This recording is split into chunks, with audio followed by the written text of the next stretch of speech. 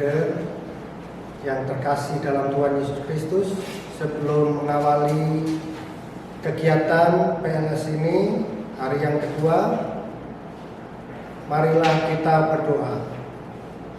Dalam nama Bapa dan Putra dan Roh Kudus, amin. Puji syukur kami aturkan kehadirat-Mu Tuhan. Pada pagi hari ini kami kembali melanjutkan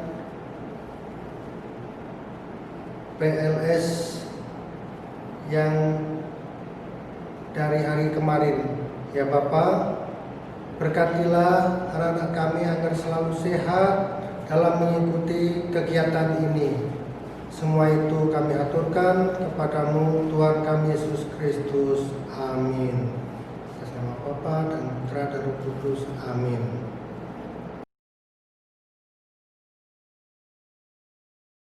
Selamat pagi calon siswa-siswi SMP Buder Pontianak yang saat ini berada di rumah untuk mengikuti masa pengenalan lingkungan sekolah. Saya berharap kalian tetap bersemangat dengan kondisi situasi seperti ini dan tetap menjaga kesehatan.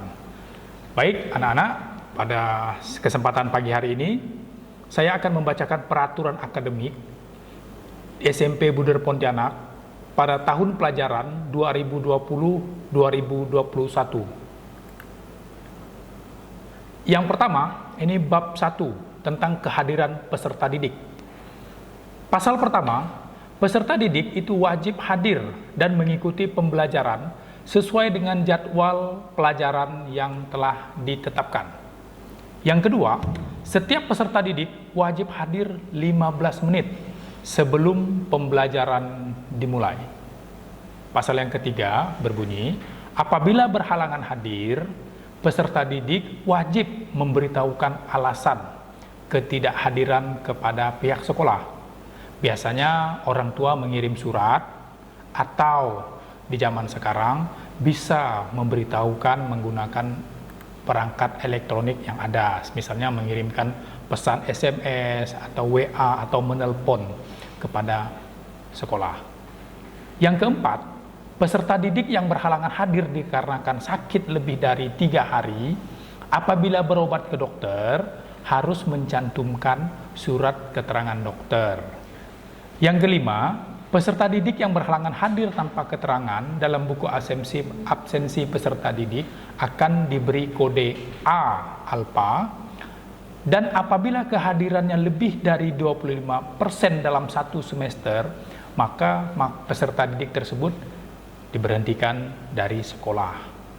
Itu bunyi peraturan akademik. Sekarang kita lanjutkan di bab kedua, penilaian dan ulangan. Pasal 2 berbunyi, setiap peserta didik ini wajib mengikuti proses penilaian dan ulangan yang diselenggarakan oleh pendidik, satuan pendidikan, dan pemerintah. Pasal ketiga berbunyi demikian anak-anak, ulangan sebagaimana dimaksud dalam pasal 3, khususnya yang diselenggarakan oleh pendidik ini meliputi ulangan-ulangan itu apa saja. Yang pertama ada ulangan harian, ada ulangan tengah semester, ada ulangan akhir semester, dan untuk semester ganjil dan semester genap masing-masing ada ulangan akhir semester, atau biasa di semester genap itu lebih dikenal dengan ulangan kenaikan kelas. Selanjutnya, pasal 4 berbunyi, ulangan harian sebagaimana tersebut dalam pasal 3 ayat 1 adalah kegiatan yang dilakukan secara periodik untuk mengukur pencapaian kompetensi peserta didik setelah menyelesaikan satu kompetensi dasar atau lebih.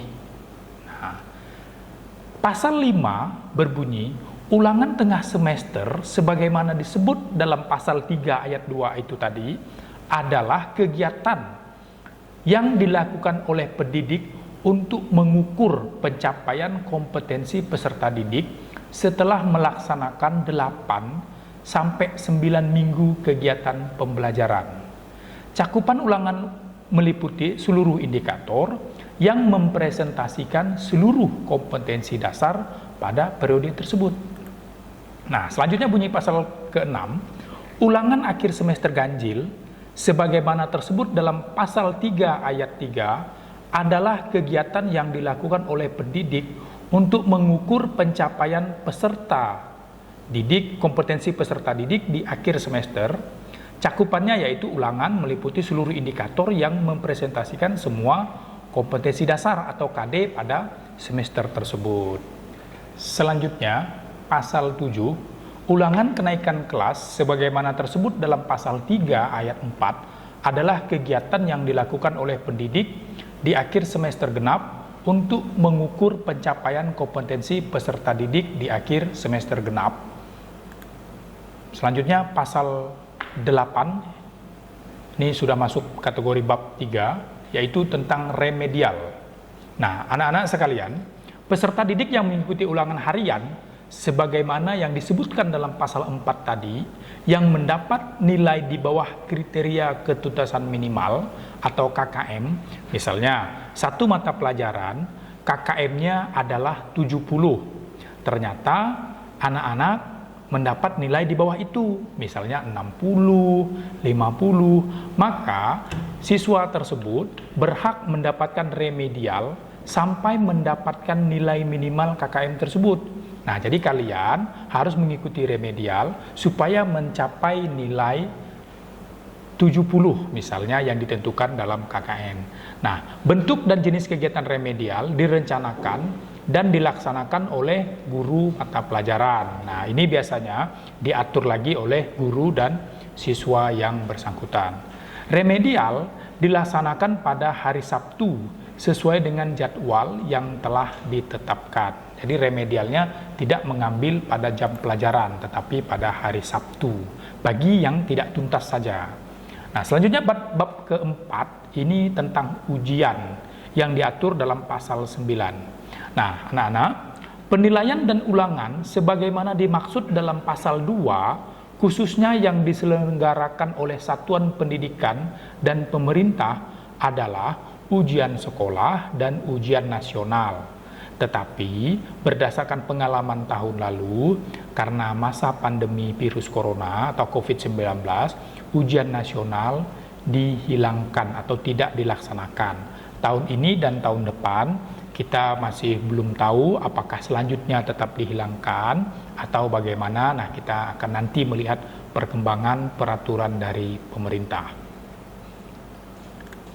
Selanjutnya, pasal 10. Petunjuk dan teknis pelaksanaan penilaian dan ulangan sebagaimana dimaksud dalam pasal 9 ini tertuang dalam prosedur operasional standar atau pos ujian sekolah SMP Bruder Pontianak yang diputuskan melalui rapat Dewan Pendidik dan ditetapkan melalui surat keputusan kepala sekolah. Pasal 11, penilaian dan ulangan sebagaimana dimaksud dalam pasal 2 khususnya yang diselenggarakan oleh pemerintah itu meliputi 1. Ujian sekolah dan ujian nasional. Seperti tadi yang sudah saya sampaikan bahwa tahun lalu ujian nasional dihapuskan oleh pemerintah. Nah, kedepannya kita juga masih belum tahu apakah memang nanti dihapuskan selamanya atau bagaimana. Tetapi yang pasti ujian sekolah tetap diadakan oleh satuan pendidikan masing-masing sekolah. Selanjutnya pasal 12. Penilaian dan ulangan sebagaimana dimaksud dalam pasal 11 ayat 1, naskah soal dan kunci jawaban diterbitkan oleh pemerintah melalui Dinas Pendidikan Kota Pontianak. Nah, selanjutnya anak-anak, pasal 13.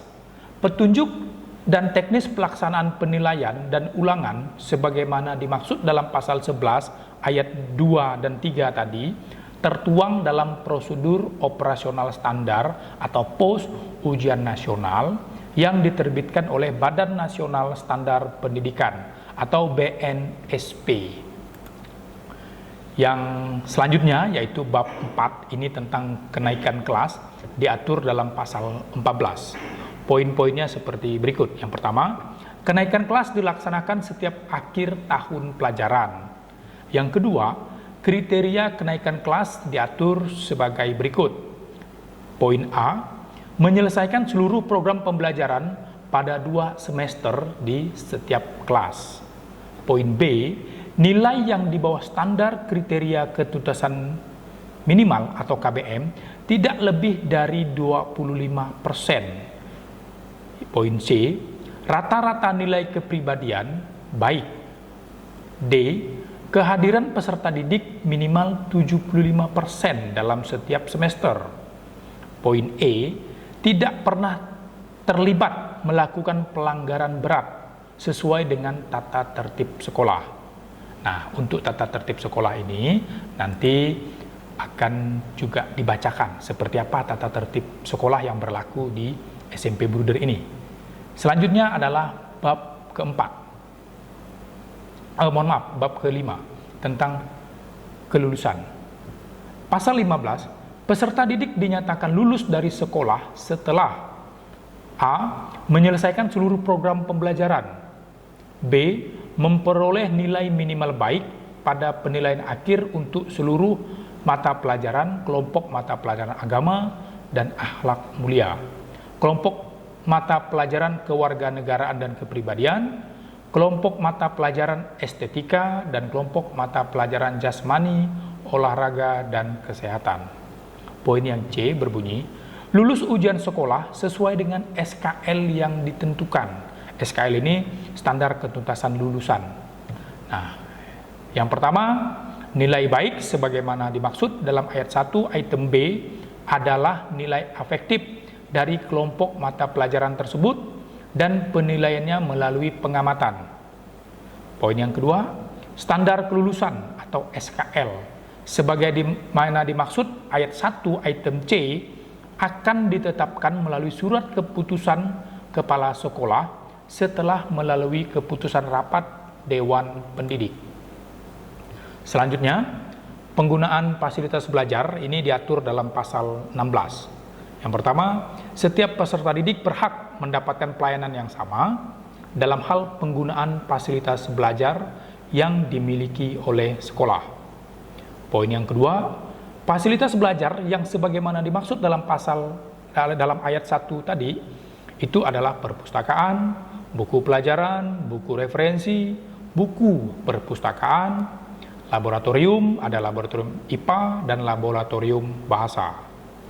Poin yang ketiga, peserta didik yang menggunakan fasilitas sebagaimana dimaksud ayat 2 berkewajiban menjaga keamanan, kebersihan, dan ketertiban.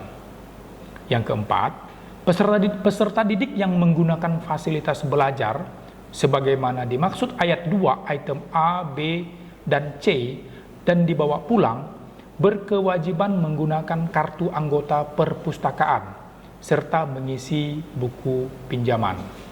Nah, ketentuan lebih lanjut tentang penggunaan fasilitas belajar sebagaimana dimaksud ayat 2 diatur dalam tata tertib perpustakaan. Selanjutnya, ini tentang layanan konsultasi.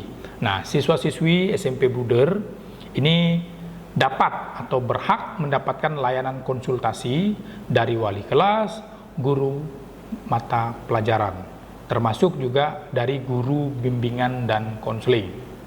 Kemudian yang kedua, layanan konsultasi sebagaimana dimaksud yang ayat 1 tadi meliputi 1. Layanan konsultasi akademik, bimbingan dan konseling.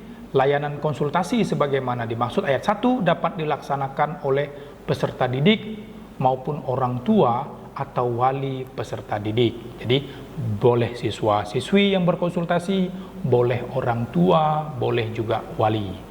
Yang ketiga, layanan konsultasi bimbingan dan konseling sebagaimana disebut dalam ayat 2 di atas, item B, meliputi 1. Bimbingan belajar, bimbingan pribadi, bimbingan sosial, dan bimbingan kerohanian. Nah, menjadi catatan, hasil layanan konsultasi sebagaimana dimaksud ayat 1 dapat dituangkan dalam buku catatan pribadi siswa. Nah, yang terakhir yaitu bab 9, ketentuan lain. Ini diatur dalam pasal 18. Yang pertama, agar peraturan ini dapat diketahui oleh warga sekolah, maka secara berangsur-angsur akan disosialisasikan. Yang kedua, biaya yang timbul akibat keputusan ini dibebankan pada anggaran sekolah. Yang ketiga, Peraturan ini berlaku sejak tanggal ditetapkan dan akan ditinjau kembali apabila ada kekeliruan. Nah, siswa-siswi sekalian, kita sudah mendengar peraturan, kita sudah mengetahui peraturan-peraturan yang selama ini berlaku di SMP Bruder. Ya, saya berharap bahwa kalian dapat sedikit memahami sambil nanti berjalan sekolah di SMP Bruder. Untuk materi selanjutnya, mari kita saksikan bersama-sama. Sekian.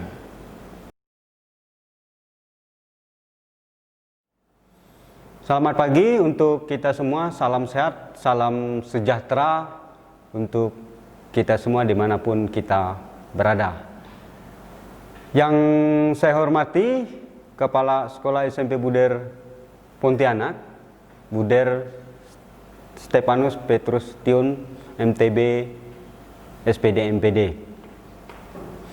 Yang saya hormati juga para Bapak Wakil Kepala Sekolah, dan yang saya hormati Bapak Ibu Guru, karyawan SMP Buder Pontianak. Yang saya hormati orang tua calon siswa-siswi SMP Buder Pontianak tahun pelajaran 2020-2021. Di mana pada pagi hari ini saya akan menyampaikan tentang peraturan tata tertib SMP Buder Pontianak. Yang pertama-tama yang harus kita ketahui adalah bagian poin A, yaitu datang ke sekolah. Yang pertama, masuk sekolah pukul 6.45 WIB. Yang kedua, siswa-siswi datang tepat waktu. Yang ketiga, siswa-siswi dilarang mengendarai kendaraan bermotor ke sekolah. Bagian B, berpakaian seragam sekolah. Yang pertama, Senin sampai dengan Selasa memakai seragam putih biru lengkap. Yang kedua, Rabu sampai Kamis memakai seragam ciri khas sekolah. Jumat memakai seragam pramuka lengkap. Yang keempat, memakai ikat pinggang warna hitam. Yang kelima, memakai kaos kaki dengan tinggi minimal setengah betis. Yang keenam, bagi siswa memakai celana maksimal 5 cm di atas lutut. Yang ketujuh, bagi siswi memakai rok minimal 5 cm di bawah lutut. Yang kedelapan, siswa memakai sepatu hitam polos. Yang kesembilan, Sabtu memakai pakaian kaos warna hijau dan celana panjang serta sepatu. Poin C, upacara bendera. Siswa-siswi wajib mengikuti upacara bendera. Kedua, mengenakan atribut lengkap pada saat upacara bendera.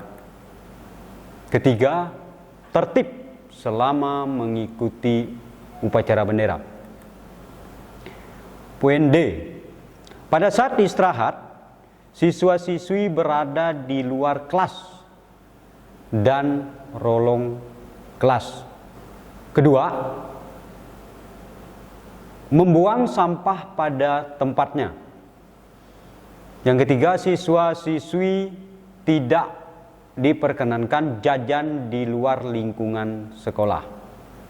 Poin E, berpenampilan di sekolah, siswa-siswi tidak diperkenankan. 1. Memakai aksesoris yang berlebihan seperti kalung, anting-anting, gelang, dan cincin. Kedua, mewarnai dan menyambung rambut, mendindik bagian tubuh, berkuku panjang, memakai kutek, dan mentato tubuh baik permanen maupun tidak. Yang ketiga, memakai topi lain di lingkungan sekolah. Yang keempat, berambut gondrong bagi siswa putra, depan tidak mengenai alis, belakang tidak mengenai kerah baju, dan samping tidak menutupi telinga. Poin F. Pada saat di dalam kelas, siswa-siswi tidak diperkenankan: 1. Meninggalkan kelas tanpa izin dan berkeliaran pada saat jam pelajaran. 2. Mengaktifkan HP pada saat jam pelajaran tanpa seizin guru. 3. Makan dan minum di dalam kelas pada saat jam pelajaran. 4. Meminjam perlengkapan belajar di kelas lain. 5. Mengerjakan PR di sekolah. 6. Mencontek. 7. Mengganggu ketentraman dan keamanan di dalam kelas. Poin G. Pelanggaran ringan: melindungi temannya yang salah. Berikutnya, mencoret-coret tembok, pintu, meja, dan kursi milik sekolah. Berikutnya, bermedia sosial secara tidak bijak. Poin H. Pelanggaran berat: bertingkah laku tidak sopan kepada guru, karyawan, dan teman. Yang kedua, merusak sarana dan prasarana sekolah. Yang ketiga, membawa buku yang berisi gambar porno, video porno, membawa CD porno, menonton video porno di HP, atau mengakses program porno di internet dan menyimpan gambar porno. 4. Merokok di lingkungan sekolah. 5. Berkelahi dan main hakim sendiri atau berkelahi melibatkan orang luar. 6. Membuat izin palsu. 7. Mengambil barang milik orang lain atau mencuri. 8. Mengubah atau memalsukan tanda tangan wali kelas, kepala sekolah, dan cap sekolah. 8. Memalsukan nilai raport. 9. Berpacaran di lingkungan sekolah. 10. Membawa senjata tajam dan sejenisnya di lingkungan sekolah. 11.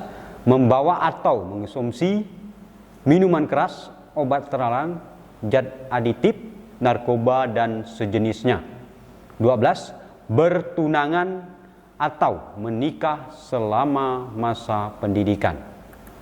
Siswa-siswi yang melanggar tata tertib di atas dikenakan sanksi sesuai dengan pelanggaran yang dilakukan berupa: 1. Teguran atau peringatan secara lisan. Yang kedua, pemanggilan orang tua. Ketiga, peringatan tertulis. 4. Dikembalikan kepada orang tua atau diberhentikan. Di sini juga saya akan menyampaikan ada beberapa program ekstrakurikuler yang ada di SMP Buder Pontianak. Yang pertama itu adalah basketball. Hari pelaksanaan Senin dan Selasa pukul 15.00 sampai dengan 17.00. Yang kedua, volleyball Senin dan Rabu pukul 15.00 sampai 17.00. Tenis meja Selasa dan Kamis 15.00 sampai dengan 17.00. Bulu tangkis Selasa dan Kamis 15.00 sampai dengan 17.00. Yang berikutnya, pramuka Kamis dan Jumat 15.00 sampai 17.00. Yang berikutnya paduan suara Senin dan Rabu pukul 15.00 sampai 17.00. Tarian tradisional Jumat dan Sabtu 15.00 sampai dengan 17.00. Demikian paparan mengenai tata tertib dan kegiatan ekstrakurikuler yang ada di SMP Buder Pontianak. Terima kasih, semoga apa yang saya sampaikan pada hari ini dapat bermanfaat untuk siswa-siswi SMP Buder tahun pelajaran 2020 dan 2021. Atas perhatiannya saya ucapkan banyak terima kasih. Tuhan Yesus memberkati.